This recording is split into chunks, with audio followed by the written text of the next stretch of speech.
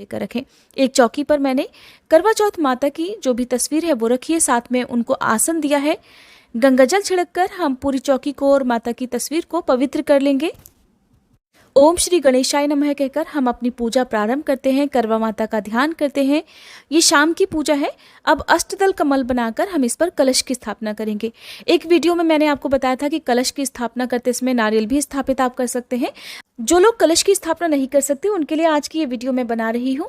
तो कलश की स्थापना करते समय आप उसमें सादा जल या शुद्ध जल, गंगा जल मिलाकर आप डालें। साथ में रोली, अक्षत, कुमकुम और फूल डालिएगा, क्योंकि हमें इसी लोटे से चंद्र देवता को फिर अर्घ देना होता है। रात को जब चंद्रोदय हो जाता है तो आप इसी लोटे को उठाकर चलनी के सहित, चलनी में दीपक और एक प्लेट में आप फल फूल मिठाई, चंद्र देवता की पूजा करने के लिए जो भी आवश्यक सामग्री है वो लेकर आप छत पर जाते हैं। और जो लोग इस जगह पर नारियल की स्थापना करते हैं उसका विसर्जन अगले दिन किया जाता है। हमने जितने भी अष्टदल कमल बनाए हैं, पूजा में जो भी अक्षत हमने प्रयोग किए हैं, उनका विसर्जन अगले दिन किया जाता है। और अगले दिन विसर्जन कैसे करते हैं? आप चिड़ियों को ये अक्षत डाल सकते हैं। चिड़ियों के अलावा आप चाहें तो नदी में प्रवाहित भी कर सकते हैं।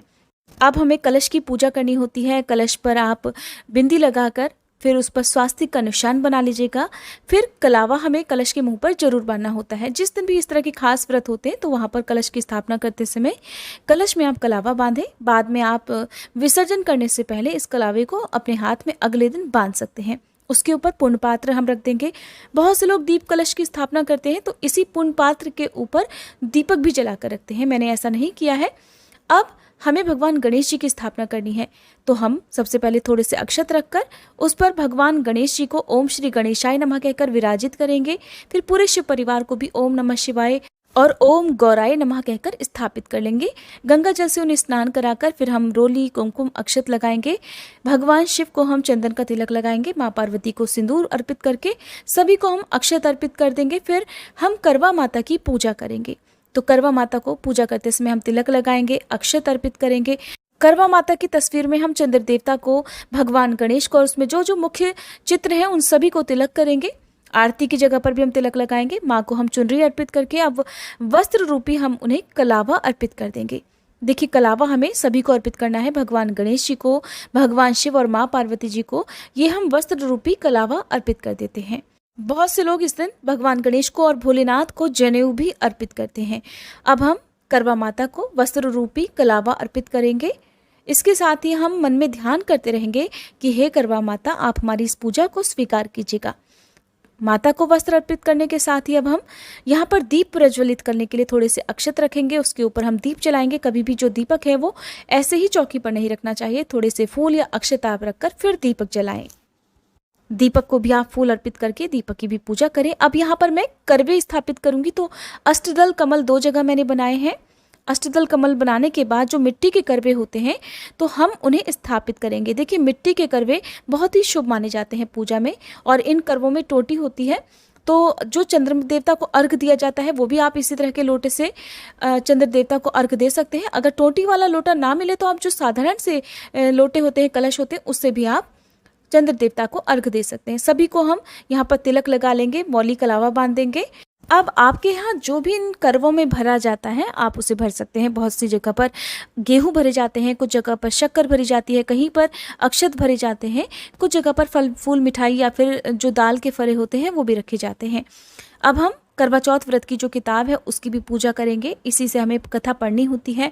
बहुत से लोग दोपहर के समय कथा पढ़ लेते हैं, और जो लोग कथा दोपहर में नहीं पढ़ते वो रात को इस समय पूजा करते समय, यानी कि चंद्रोदय से पहले जो भी पूजा है वो आपको संपन्न करनी होती है। हाथ में गेहूं या अक्षत के साथ साथ दाने लेकर आपको व्रत की कथा इस समय पढ़नी या सुननी चाहिए।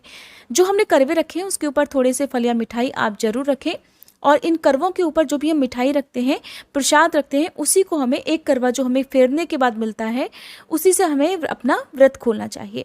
व्रत हम पति के हाथों से ही खोलते हैं। यदि पति पास में ना हो तो आप अकेले भी पूजा करके पति से फ़ोन पर बात करते हुए वीडियो कॉल के माध्यम से व्रत खोल सकते हैं। यहाँ पर अब मैं करवा माता को श्रृंगार अर्पित करूंगी, जिसमें सभी श्रृंगार की सामग्री है, जिसमें से कुछ मैंने जैसा आपको बताया अपने लिए प्रसाद रूप में रख लूँगी, बाकी को मैं मंदिर में भिजवा दूंगी। वैसे कुछ लोग केवल बायने का ही जो श्रृंगार है वो रखते हैं, आपकी इच्छा है। बायने में श्रृंगार की कुछ जरूरी सामग्री होती है वो जरूर रखनी चाहिए, जैसे कि 16 श्रृंगार में आप मंगलसूत्र, बिछिए, सिंदूर, चूड़ियाँ, काजल, महावर आदि भी रख सकते हैं। इसके अलावा जैसे कि सर्दी का मौसम आ रहा है तो ऐसे में आप सर्दी में यूज़ करने वाले जो भी बोरोप्लस या वैसलीन वगैरह होता है, बॉडी लोशन होता है, वो भी आप साथ में रख सकते हैं। साथ में कुछ दक्षिणा जरूर रखनी चाहिए। बिना दक्षिणा के ये बायना अधूरा माना जाता है। अगर आप वस्त्र नहीं दे सकते हैं, बहुत ज़्यादा सामग्री नहीं दे सकते हैं, तो केवल आप कोई भी फल, मिठाई के साथ कुछ दक्षिणा रखकर और सिंदूर, बिंदी आदि रखकर भी अपनी सासू माँ को या जिनको भी आप ये बायना देंगे उन्हें दे सकते हैं। अब हम यहाँ पर सभी को भोग लगाएंगे। भगवान गणेश को पान, सुपारी, इलायची, भगवान शिव को भी हम अर्पित करेंगे। फिर हम करवा माता को फल, मिठाई या जो भी पकवान आपके यहाँ इस दिन बनते हो उनका भोग आप इस समय लगा सकते हैं। क्योंकि ये जो पूजा है ये शाम की पूजा है, तो ऐसे में जो भी पकवान आपके यहाँ बनते हो, खीर, पूड़ी या जो कुछ भी आपके यहाँ आपकी मान्यताओं के अनुसार, आपकी परंपराओं के अनुसार बनता हो, वो आप अर्पित करें। अब हम यहाँ पर कपूर जलाकर सभी की आरती करेंगे। जो लोग व्रत की कथा दोपहर में पढ़ते हैं वो दोपहर में पढ़ लें, नहीं तो आरती करने से पहले आप कथा पढ़ लें। आप पूजा करते समय जो भी सामग्री अर्पित करें, मन में सच्चे मन से ध्यान करते हुए आप अपने सुहाग की रक्षा करने की कामना करते रहें। अब हम आरती करेंगे तो सबसे पहले हम विघ्नहर्ता भगवान गणेश की आरती करके फिर करवा माता की आरती करेंगे। कपूर जलाकर आरती कर सकते हैं, नहीं तो आप घी का या तिल के तेल का दीपक जलाकर भी उससे आप आरती कर सकते हैं। आरती करने के बाद इस आरती को पूरे घर में घुमाना चाहिए। आरती करते समय आपका सिर हमेशा ढका रहना चाहिए। खुले बाल करके या बिना सर ढककर कभी भी आरती नहीं करनी चाहिए। बारी बारी से आरती करके हम कलश की आरती करेंगे। आपने जो करवे स्थापित किए हुए उन करवों की भी हम आरती उतारेंगे। इस प्रकार से आपने जो भी श्रृंगार की सामग्री देखी, हमने चलनी रखी हुई है, सरैये रखी हुई हैं, तो हम उनकी पूजा करेंगे। एक बात मैं आपको बता दूं कि देखिए, जो सरैये हम पूजा में प्रयोग करते हैं ये बहुत ज़्यादा अनिवार्य नहीं है। जिनके यहाँ आसानी से मिल जाए वो इसी तरह से करवे में सरैये रखकर उनकी पूजा कर सकते हैं। बाद में देखिए, इन करवों का जो आपको करवे फेरने के बाद एक करवा मिलता है, जो सरैये आपके हिस्से में आती हैं, तो ऐसे में अगर आप अहोई अष्टमी का व्रत रखते हैं तब तो अगले दिन उनका विसर्जन नहीं करना चाहिए। अगर आप अहोई अष्टमी का व्रत नहीं रखते हैं तो आप अगले दिन उनका विसर्जन कर सकते हैं। जो चलनी है आपके पास में उसे आप अगले साल भी पूजा में प्रयोग कर सकते हैं। बस ध्यान रहे, चलनी आप अपने घर में बाकी कामों में यूज़ ना करें, आपको केवल पूजा के लिए ही रखनी है। हर साल आप नई चलनी खरीदें ऐसा जरूरी नहीं है। और जो सरैये हैं जिन्हें हम सीके भी कहते हैं, अगर मिल जाए तो आप उनसे पूजा करें, नहीं तो बिना सरैयों के भी आप पूजा कर सकते हैं। अब हम आरती करने के बाद क्षमा याचना करेंगे कि पूजा पाठ में यदि हमसे कोई भी गलती हुई हो तो हे करवा माता, हे गणेश भगवान, हमें क्षमा कीजिएगा। अब हम करवे फेरेंगे, तो करवे फेरने समय आपको ध्यान रखना है कि दोनों करवे आपस में ना टकराएं। सबसे पहले तो करवा माता से आप अपने सुहाग की रक्षा करने के लिए प्रार्थना जरूर कीजिएगा। और आपको ध्यान रखना है कि जो ये करवे हैं, करवे के साथ में जो आपने मिठाई रखी है उसको आप इसी प्लेट में जो मैंने साथ में रखी है उसमें लेकर जाएंगे। इसमें चलनी के साथ मैंने एक दीपक रखा हुआ है। दीपक आपको छत पर जाकर ही जलाना चाहिए। फिर वहीं पर जाकर आपको धूप दीप जलाकर जल का अर्घ देकर चंद्र देवता की पूजा करके इसी चलनी से अपने पति को देखना होता है। अब देखिए, हम करवे इस तरह से फेरते हैं। हर बार आपको करवे फेरने के बाद हाथ जोड़कर प्रार्थना करनी चाहिए कि आपके सुहाग की रक्षा करें।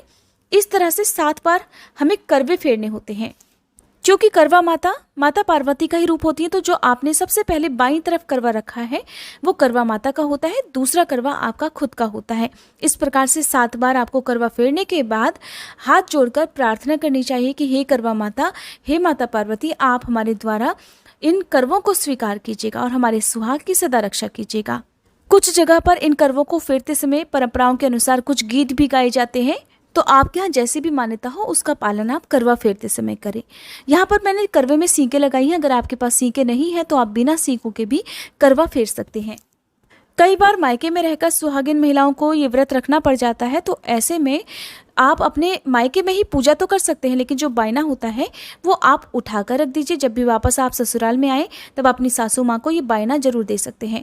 ऐसा नहीं है कि आपको हाथों हाथ बायना देना होता है। आप अपने परिवार में बड़े बुजुर्गों का आशीर्वाद ले सकते हैं। आसपास मंदिर में जाकर ब्रह्माणी के पैर छूकर उन्हें कुछ फल, मिठाई या दान दक्षिणा देकर उनका आशीर्वाद भी आप प्राप्त कर सकते हैं। उसके बाद भी आप अपना व्रत खोल सकते हैं। हम जो सुहाग की सामग्री देते हैं ये आपको ध्यान रखना है किसी सुहागिन महिला को ही दी जाती है।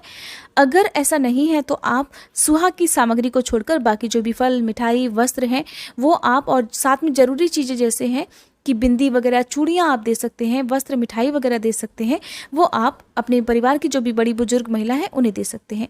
ये वीडियो आपको कैसी लगी मुझे कमेंट करके जरूर बताइएगा। और आने वाली वीडियो में मैं आपको बताऊंगी रात के समय चंद्र देवता की पूजा कैसे की जाती है, चंद्र देवता को अर्घ कैसे दिया जाता है, चलनी से कितनी बार चंद्र देवता को और अपने पति को देकर फिर कैसे व्रत खोला जाता है। अगर आपको हमारे चैनल पर दी जाने वाली जानकारी पसंद आती हो तो आप हमारे चैनल को अभी सब्सक्राइब करके बेल आइकन प्रेस करना मत भूलिएगा, ताकि करवा चौथ व्रत की कथा और पूजा विधि की संपूर्ण जानकारी आपको समय पर मिल सके।